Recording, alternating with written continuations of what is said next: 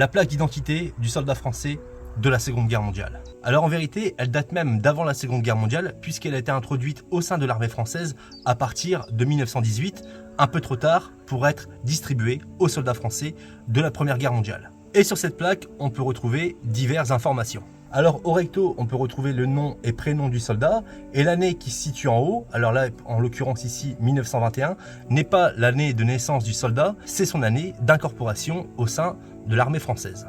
Et au verso, vous pouvez retrouver le matricule du soldat et la ville qui correspond à son lieu d'incorporation. Mais alors, comment était portée cette plaque d'identification? Elle n'était pas portée comme les soldats allemands ni comme les soldats américains autour du cou, elle était destinée à être portée au poignet gauche.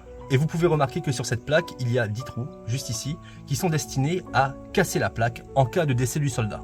Donc si un soldat tombait au combat, un autre venait, il cassait la plaque, il laissait un morceau de plaque sur le soldat et l'autre était destiné à l'état-major pour enregistrer le décès. Et à la fin des années 40, ce modèle de plaque d'identité sera abandonné par l'armée française pour revenir à un modèle qui sera porté autour du cou.